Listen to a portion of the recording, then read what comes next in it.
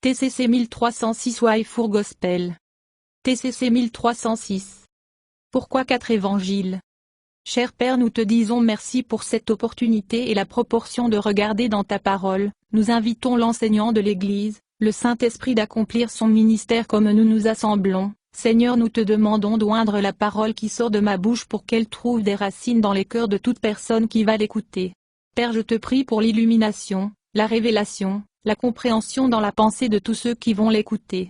Seigneur, je te remercie de m'avoir fait ministre du Nouveau Testament et je te dis merci pour le succès de ce message, du fait que le Saint-Esprit est l'enseignant. Merci Seigneur, cela ne dépend pas de moi mais tout dépend de toi, et tu es fidèle. Nous te donnons la louange et te rendons grâce dans le nom de ton Fils Jésus-Christ. Amen. Gloire à Dieu. Depuis le début de la nouvelle année, nous travaillons sur une série d'articles sur l'importance de devenant un lecteur régulier et systématique de la Bible, en particulier du Nouveau Testament. La lecture de la Bible est essentielle à notre relation avec Dieu parce qu'il se révèle, ou se fait connu, par sa parole écrite. Jésus a dit que les Écritures témoignent de lui. Jean 5h39. Lire régulièrement signifie lire quotidiennement, si possible, pendant une courte période de temps, 15 à 20 minutes. À lire systématiquement signifie lire chaque livre tel qu'il a été écrit pour être lu, du début à la fin. Le but de ce type de lecture est de se familiariser avec le texte, car la compréhension vient avec la familiarité, et la familiarité vient avec une lecture régulière et répétée. Si vous avez du mal à lire la Bible de manière constante, je vous mets au défi de commencer par vous concentrer sur les 4 évangiles du Nouveau Testament: Matthieu, Marc, Luc et Jean. Lire 4 livres est moins intimidant que la lecture du Nouveau Testament entier, 27 livres. Les évangiles sont basés sur des récits de témoins oculaires de Jésus. Ils ont été écrits par des hommes, ou des proches collaborateurs des hommes, qui ont marché et parlé avec Jésus, l'ont vu accomplir des miracles, l'ont entendu enseigner, l'ont vu mourir, et puis ils l'ont revu vivant. Ce qu'ils ont vu a changé leur vie. Ils ont écrit pour raconter ce qu'ils ont vu.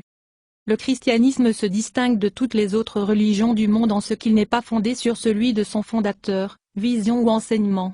Il est basé sur un événement historique vérifiable, la résurrection de Jésus-Christ. Lorsque la résurrection de Jésus est examinée avec les mêmes critères que ceux utilisés pour évaluer d'autres événements historiques, le type de preuve utilisé dans les tribunaux pour prouver des affaires, la preuve fait un puissant argument pour la réalité de la résurrection.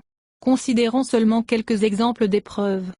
La crucifixion et la résurrection de Jésus ont eu lieu à Jérusalem, 30 après J.C., lors de la Pâque, une fête annuelle, la célébration juive. Selon la loi juive, tous les hommes juifs étaient tenus d'assister à l'événement. Ainsi, des multitudes se rendaient à Jérusalem chaque année de partout en Israël et dans les Romains, méditerranéens. Ils sont venus sacrifier des agneaux au grand temple de la ville. Nous savons d'après un recensement effectué par un gouverneur romain que 250 000 agneaux ont été tués à la Pâque. Le règlement de la Pâque exigeait qu'il y ait au moins 10 personnes pour chaque fête, un agneau tué.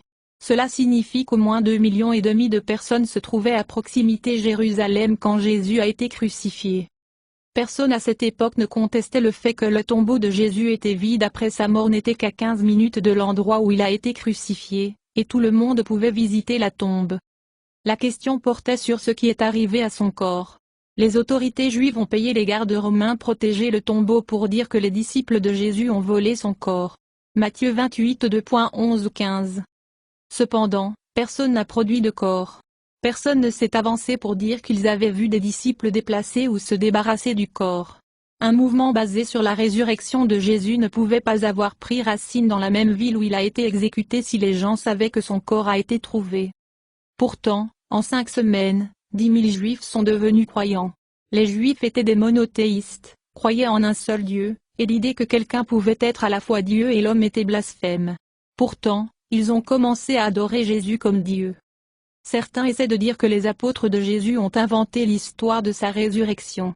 Mais cela ne suffit pas pour au moins 2 raisons.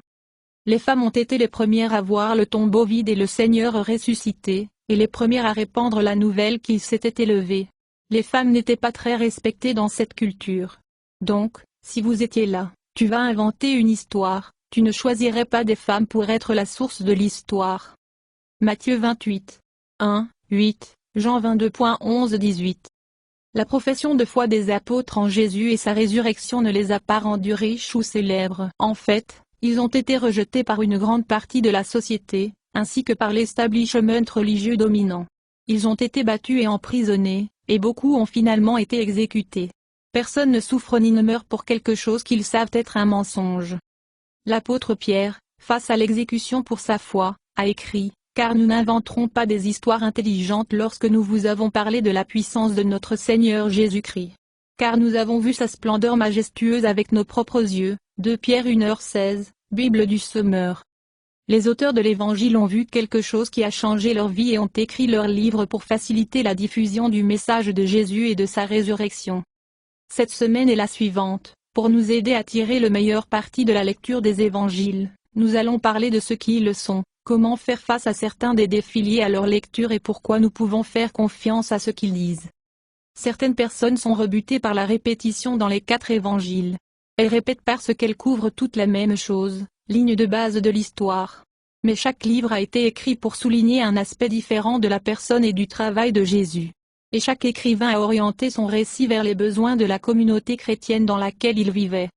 L'Évangile de Matthieu, 58-68 après Jésus-Christ. Matthieu était l'un des 12 apôtres originaux de Jésus.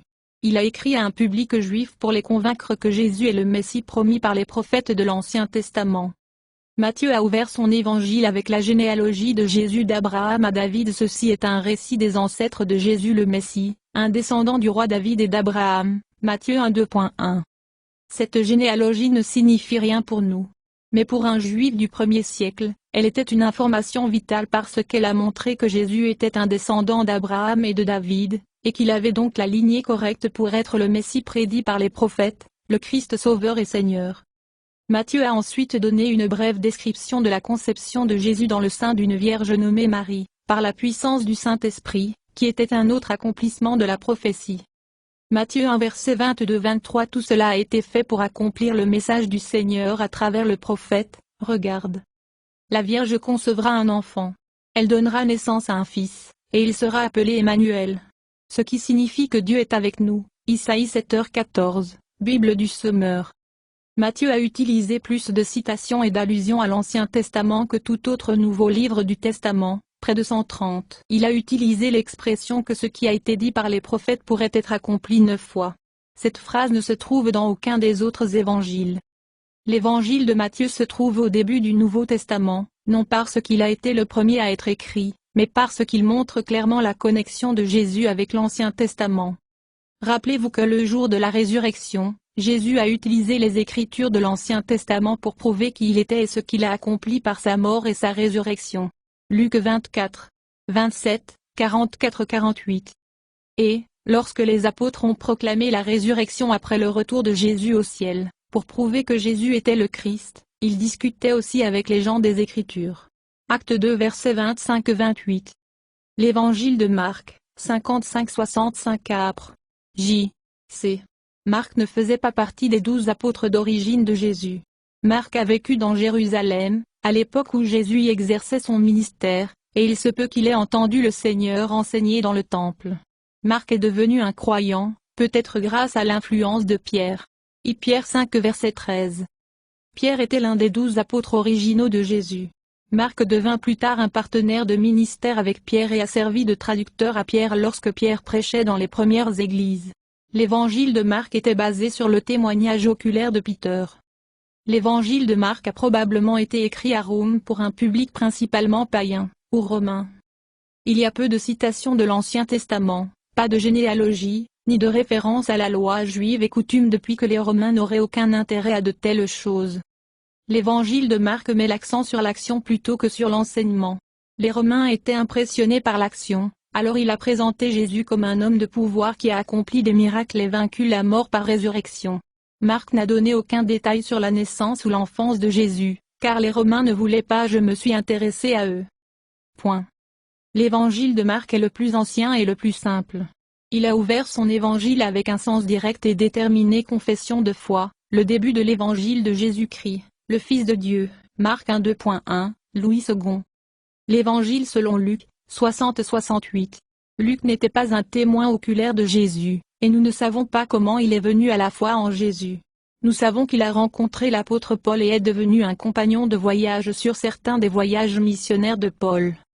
L'évangile de Luc a été écrit à un homme nommé Théophile, un gentil nouvellement converti, pour l'assurer de la certitude de ce qu'il avait cru.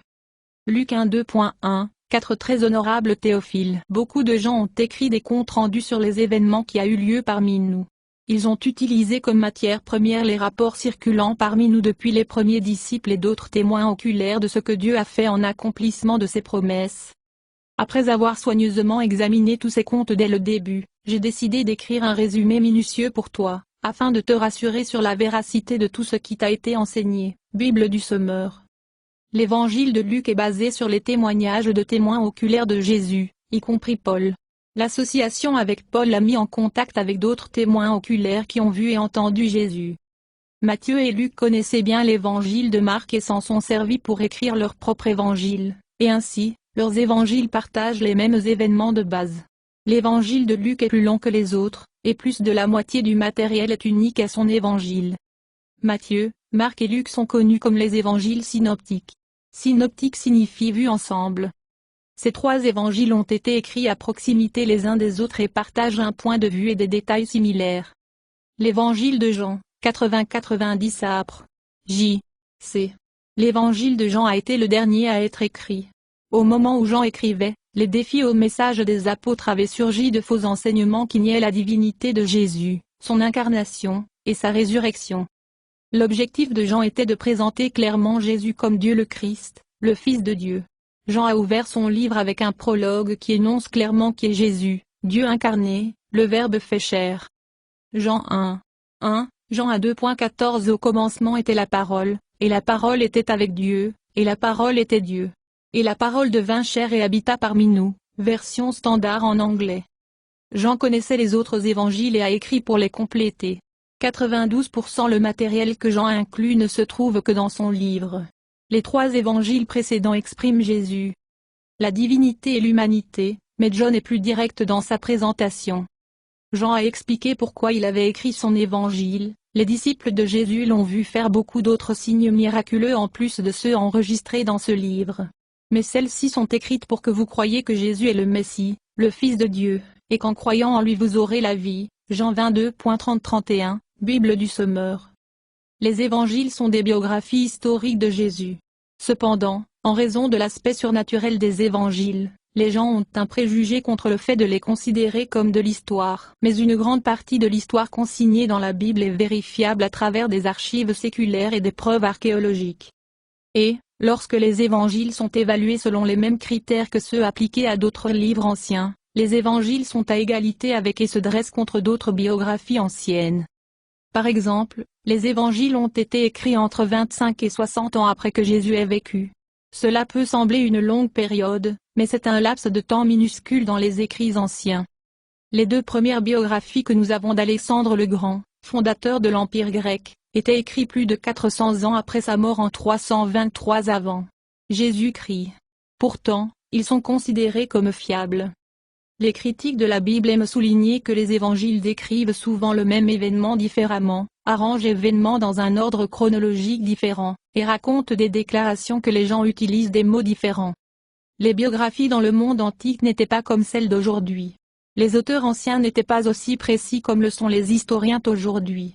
Nous le savons grâce aux écrits laïques. Les écrivains ne se souciaient pas tant de mettre les événements dans l'ordre chronologique ou de citer les gens mot à mot, tant qu'ils enregistraient l'essence de ce qui s'était passé et de ce qui avait été dit. Deux événements étaient parfois combinés en un seul. Les événements uniques étaient simplifiés, auteurs souvent paraphrasés, et le symbole de citation n'existait pas encore. Les biographes anciens ne donnaient pas un temps égal à chaque étape de la vie d'une personne. Leur but dans l'histoire de l'enregistrement devait tirer des leçons des réalisations de la personne. Par conséquent, l'écriture a été consacrée à la partie la plus importante de la vie d'un individu. Les évangiles disent peu de choses sur la vie de Jésus avant qu'il ne commence son ministère public à l'âge de 30 ans a du sens depuis que Jésus est venu dans le monde pour mourir en sacrifice pour les péchés des hommes. Lorsque les évangiles sont harmonisés, mis ensemble avec tous les événements enregistrés dans l'ordre, rien répété ou omis, seuls environ 50 jours du ministère de Jésus, soit 3 ans et demi, sont couverts, avec une grande insistance sur les semaines qui ont précédé la crucifixion. Il y a une certaine authenticité dans les évangiles. Les auteurs donnent des détails qui se mettent eux-mêmes sous un mauvais jour. Les évangiles rapportent que Matthieu était un collecteur d'impôts, Matthieu 10:2.3, tous les disciples ont abandonné Jésus quand il a été arrêté, Matthieu 26:56, et Pierre a nié qu'il connaissait le Seigneur 3 fois, 26:2.69-75. En conclusion, pour nous aider à lire plus efficacement, nous devons en dire plus sur les évangiles la semaine prochaine. Mais considérez ces pensées alors que nous clôturons. Les auteurs du Nouveau Testament n'ont pas entrepris d'écrire un livre religieux. Ils ont écrit pour diffuser le message que Jésus est le Dieu incarné, le Sauveur qui est mort pour nos péchés et qui est ressuscité d'entre les morts. Ils ont écrit à persuader les hommes de croire. Ils ont écrit pour que les hommes puissent le connaître. Leur relation avec lui était liée aux Écritures. Même si ces hommes étaient témoins oculaires, ils ont déduit des Écritures que Jésus est celui qu'il prétend être. Ils ont compris que Jésus, la parole vivante, se révèle à travers la parole écrite, et ils savaient qu'ils écrivaient les Écritures. 2 Pierre 3. 15-16, 2 Thessaloniciens 2. 15, 2 Thessaloniciens 3 2.12-14. Lors de la dernière scène, la nuit précédant sa crucifixion, Jésus a dit à ses apôtres qu'il continuerait de se révéler à ses disciples par sa parole. Jésus a promis que lui et le Père envoient le Saint-Esprit qui témoignera de lui. Jean 14h21. Ceux qui obéissent à mes commandements sont ceux qui m'aiment. Et parce qu'ils aimaient moi, mon Père les aimera, et je les aimerai. Et je me révélerai à chacun d'eux. Bible du Sommeur. Jean 14:2.26 Le Saint-Esprit vous enseignera tout et vous rappellera tout ce que je vois et dis moi-même. Bible du Sommeur. Jean 16:2.13 Quand l'Esprit de vérité viendra, il vous guidera dans toute la vérité. Il m'apportera la gloire en te révélant ce qu'il reçoit de moi. Bible du Sommeur. À la fin du repas, Jésus pria le Père, Jean 17. Faites-les purifier et sanctifier par leur enseigner tes paroles de vérité. Bible du Sommeur, ta parole est vérité, version standard en anglais. 3 jours plus tard, le jour de la résurrection, la première fois que Jésus apparut à ses apôtres et disciples, il a fait appel aux Écritures. Luc 24:2.27 Alors Jésus cita des passages des écrits de Moïse et de tous les prophètes, expliquer ce que toutes les Écritures disent de lui-même. Bible du Sommeur. Luc 24:2.44-45 Quand j'étais avec toi auparavant, je t'ai dit que tout ce qui était écrit sur moi par Moïse, les prophètes et les psaumes doivent tous se réaliser. Alors il leur a ouvert l'esprit à comprendre ces nombreuses Écritures. Bible du Sommeur. Les hommes qui ont écrit les évangiles écrivaient à des personnes du 1er siècle dans une culture différente de la nôtre, et ils ont utilisé des termes et des mots qui nous sont étrangers. Nous en reparlerons la semaine prochaine. Ne t'inquiète pas à propos de ces détails en ce moment. Cherchez Jésus qui il est et ce qu'il a fait, et demandez au Saint-Esprit de t'aider à voir Jésus à travers ce livre. Ma prière est que par ces leçons chacun de nous sera inspiré pour marcher comme Jésus a marché. Laissez Jésus vous faire confiance à travers sa parole, la Bible. Merci Seigneur pour votre merveilleuse parole que tu as choisie pour que ça passe par moi. Merci Seigneur de choisir des fils et des filles d'être conformes à l'image de Jésus-Christ et d'être faits comme tes enfants en caractère et en puissance, pour tout ce qu'on entend. Que cette leçon puisse nous donner le désir de rechercher et de grandir en Jésus-Christ dans cet endroit. Seigneur, nous vous remercions et nous vous servons sur votre scène. Notre désir c'est de demeurer en toi au nom de ton Fils Jésus-Christ. Amen. Louez le Seigneur, louez le Seigneur.